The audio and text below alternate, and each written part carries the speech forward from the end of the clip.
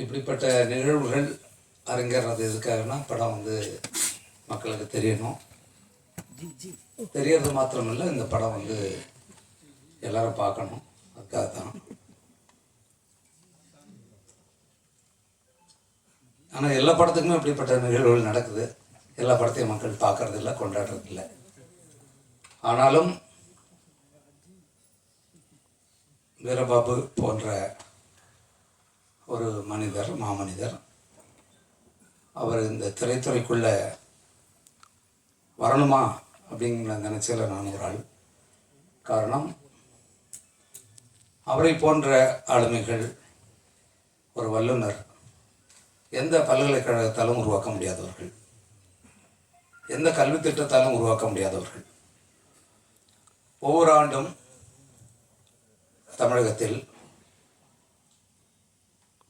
ஆயிரக்கணக்கான தமிழ் மரபு மருத்துவம், சித்த மருத்துவ மாணவர்கள், மருத்துவர்கள் தேர்ச்சி பெற்று வருகிறார்கள். அவர்களுக்கு இடையில் இந்த தமிழ் மொழி குறித்தும், நம்முடைய இனம், மண் குறித்தும்,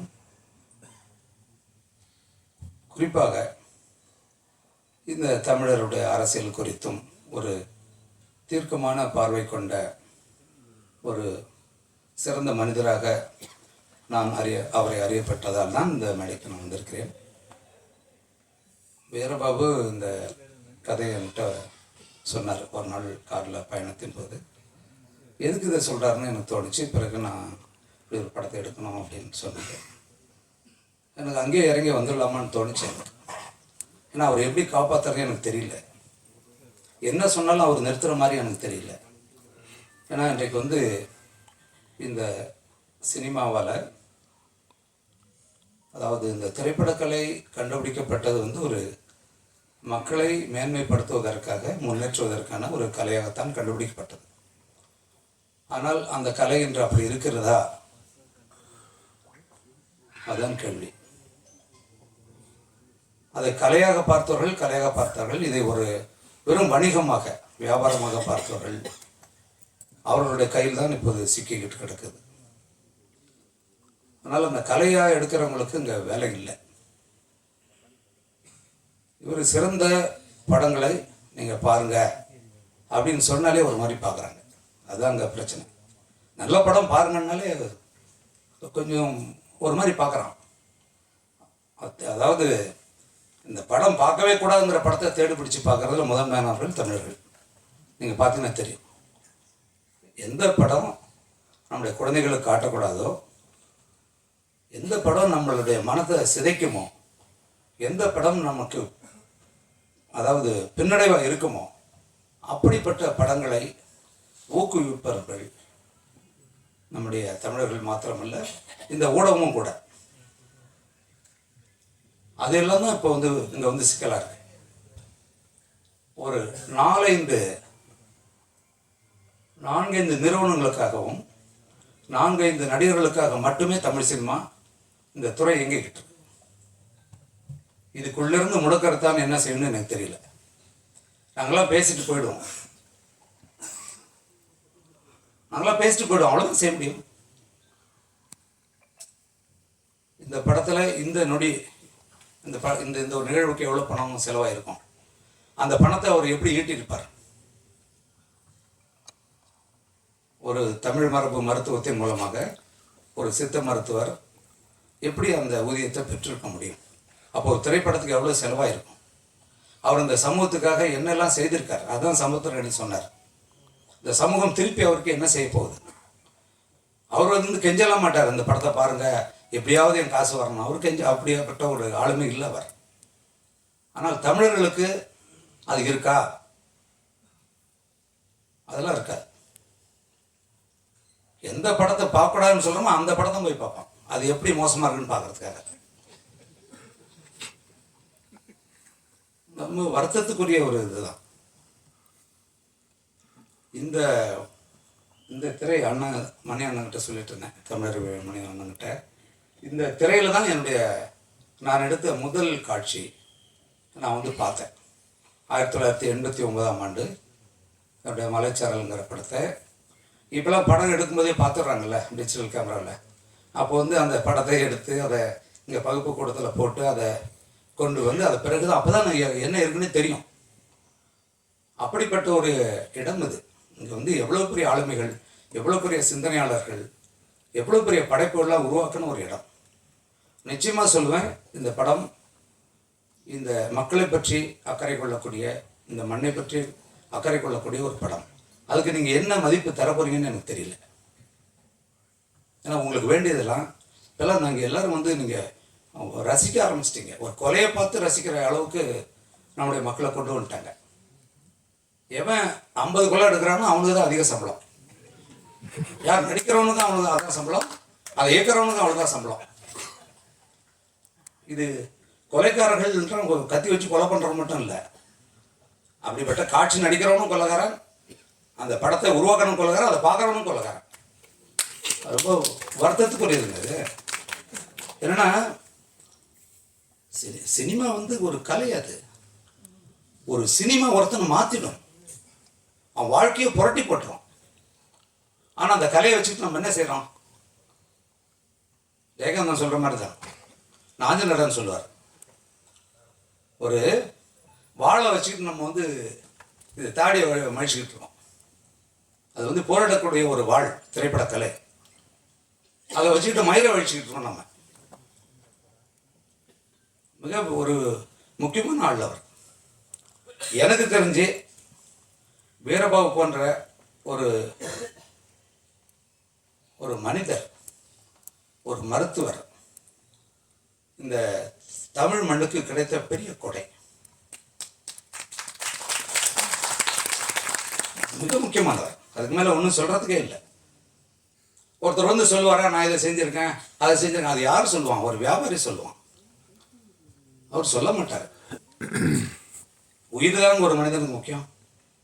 உயிர் போகுதுன்றப்ப ஓடி வந்து எங்கே விழுறோம்? மருத்துவர்கிட்ட.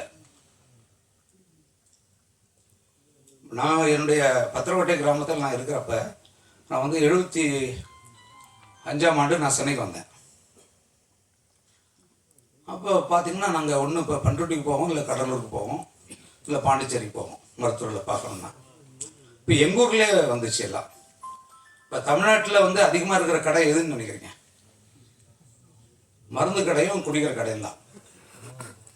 ஏன் இவ்வளோ கடை தேவைப்பட்டது? ஏன் அதுக்கு முன்னாடி இல்லை? நம்மளாம் நீட்டுக்காக போராடிக்கிட்டு இருக்கோம், நீட்டை ஒழிக்கணும்னு. மருந்து கடை வேணான்னு ஒழிக்கணும். நோய் இல்லாமல் இருக்கிறதுக்கு வழியை பாருங்கடான்னா, நோய் வந்த பிறகு அதை சரி பண்ணுற டாக்டர் உருவாக்குறதுக்கு போராடிக்கிட்டு இருக்கோம். நம்ம தமிழ் உணவு நம்மகிட்ட இருக்கிற எல்லாமே இலை, பட்டைகள், என்ன சொல்றது, வேர்கள் அனைத்துமே மருந்து. அதையெல்லாம் நம்ம ஒழிச்சு தள்ளிட்டோம். அயோத்தியாசர் பேரால ஒரு சித்த மருத்துவ ஒரு 700 கோடியில் தாம்பரத்தில் வந்த பிறகுதான் இது வந்து இந்தியாவுக்கு தெரிய வந்தது. அது பிறகுதான் அதுக்கான அங்கீகாரமே வந்துச்சு. ஒரு பெரிய ஆள். எனக்கு வந்து அவரை அறிமுகப்படுத்தின சைதத்துறை சேமன்னா நான் மறக்கவே மாட்டேன். அவர் ஒரு முக்கியமான ஒருத்தர். எதுக்காக சொல்ல வரேன்னா, இந்த இடத்துல நிறைய பேர் தமிழ் மக்களுடைய பணத்தை பிடுங்கிறதுக்காக மட்டுமே படம் எடுக்க வந்திருப்பாங்க. அவர் வந்திருக்கிறது வந்து வேற காரியம். அவர் பெரிய காரியத்தை பண்ணியிருக்கார். அதில் நிறைய குறைகள் இருக்கலாம். மருத்துவத்தில் அவர் சிறப்பாக செய்ய முடியும். ஆனால் அவர் கையில் இருக்கிற அந்த கருத்தை என் மக்கள்கிட்ட கொண்டு போய் சேர்க்கணுங்கிற ஆதங்கத்தில் ஒரு திரைக்கலையை படைச்சிருக்கார். அதனுடைய குறைகளை நம்ம ஏற்றுக்கிட்டு அதை எடுத்துக்கணுங்கிறத நான் என்னுடைய மக்கள்கிட்ட வைக்கிற வேண்டுகோளாக நான் கருதுகிறேன். தயவு செஞ்சு இதை நீங்கள் பாருங்கள். உலகத்தில் எங்கேயுமே ஒரு திரைப்படத்துக்குள்ள வாழ்க்கையை தொலைத்தவர்கள் இல்லவே இல்லை. திரைப்படங்களை கண்டுபிடிக்கப்பட்ட நாடு வந்து பிரான்ஸு. நீங்கள் அங்கே போய் பாருங்கள், அங்கே சினிமாவை எப்படி பார்க்குறான்னு. நான் இப்போ அண்மையில் முழு ஐரோப்பிய நாடுகளுக்கும் அமெரிக்காவுக்கும் ஒரு 45 நாட்கள் போயிட்டு வந்தேன். எல்லாரையும் நான் சந்திக்கிறேன், எல்லாரையும் பார்க்குறேன். ஒரு சினிமாவை வெறும் ஒரு கொள்ளையடிக்கிற ஒரு தொழிலாக மட்டுமே வச்சுக்கிட்டு மக்கள் என்ன ஆனாலும் பரவாயில்லன்னு சிந்திச்சுட்டே இருக்கிற ஒரு கூட்டங்கள்னா இங்கே தமிழ்நாட்டில் தான் இருக்கு. அது பெரிய குற்றம் இல்லையா? அது மிகப்பெரிய குற்றம் இல்லையா? அது குழந்தைகள் அதை பார்க்குறாங்க, அதுதான் பெரிய கொடுமை. அது நம்மளாம் எதை பற்றியோ கவலைப்படுறோம். நமக்கு எல்லாரும் குழந்தைகள் வரப்போகுது, நம்மளாம் பாதுகாப்பாக வாழறதா உணர்றோம். நம்மளாம் ஒரு நடந்து போனால் ஒரு எறும்பு மிதிச்சிட்டா எடுத்து விட்டுட்டு போவோம். அப்படிப்பட்ட அந்த மனித மனம் இன்னைக்கு என்னவா இருக்கு? துடிச்சு சாவறான், கையை வெட்டுறான், தலையை வெட்டுறான், அதை வெட்டுறான், கை தட்டுறாங்க. இப்போ அந்த அளவுக்கு ஆக்குறது யார்? நம்ம கொஞ்சம் சிந்திக்க வேண்டிய கட்டம் அது. இதெல்லாம் யார் அரசியல்வாதி சொல்லிட்டு வருவாங்களா? சிந்திக்க சொல்லி ஒரு படைப்பு தான் செய்யும், ஒரு எழுத்து செய்யும், ஒரு திரைக்கலை செய்யும், ஒரு இசை செய்யும், அது ஒரு ஓவியம் செய்யும், ஒரு சிற்பம் செய்யும். கலைகள்னா என்னன்னு நமக்கு தெரியாத, அதான பிரச்சனை.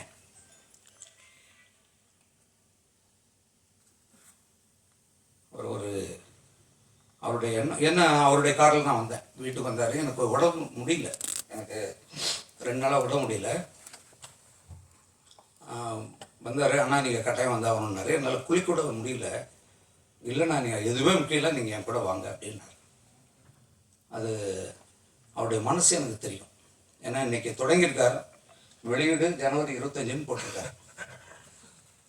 எங்கேயோ ஒரு திரையரங்கில் ஒரு காலை காட்சி போடுவாங்க. நம்ம வீரபாபு ஐயா படம் எடுத்திருக்காரு, இதை பார்க்கலான்னு நம்ம போவோம். இல்லைங்க உங்கள் காட்சி இல்லைங்க, வேறு படத்தை போட்டாச்சுங்கன்னு சொல்லுவாங்க. அப்புறம் இதுதான் நடக்குது, இதுதான் நடந்துக்கிட்டே இருக்கு. நீங்கள் வெறும் பெரிய நடிகர்கள் படத்தை மட்டும்னா பெரிய நடிகர்கள் படத்தை மட்டும் காட்டுங்க, நான் அத்தனை நாள் மூடி வைங்க தேட்டரை. அப்போ என்ன நடக்கும், எப்படி நடக்கும் தெரியாமோ? அதெல்லாம் இப்போ இல்லை. எங்கேயுமே படம் எடுத்த என் படம் எங்கே ஓடுதுன்னு எனக்கே தெரியாது, எந்த காட்சி ஓடுது என்ன எதுவுமே தெரியாது. இந்த ஒரு கணினி உலகத்தில் அப்படி ஒரு மர்மமாக இதை நடத்திக்கிட்டு இருக்காங்க. இதுக்குள்ளே வரார், எவ்வளோ செலவாயிருக்கும் இது வீரபாபு? குறைச்சி சொல்கிறார், 2 கோடிலாம் படம் எடுக்க முடியாது, 3 கோடியாக ஆயிருக்கும். அந்த 3 கோடியை இந்த மனிதன் எப்படி அந்த அந்த வருவாய் எப்படி ஈட்டியிருப்பார்? எனக்கு அந்த கவலை தாங்க. ஏன்னா அவருக்கு 2 குழந்தைகள் இருக்காங்க, மிக எளிய குடும்பம். நான் வீட்டுக்கெல்லாம் போவேன், உணவு அருந்துவேன். அதுதான் எனக்கு பெரும் கவலையாகவே இருக்குது. இங்கே வந்ததுலேருந்து பெரும் கவலையாக அதுதான். அவருடைய கடமையை அவர் செய்துட்டார், அவருக்கு திருப்பி தர வேண்டியது தமிழருடைய கடமை. நன்றி.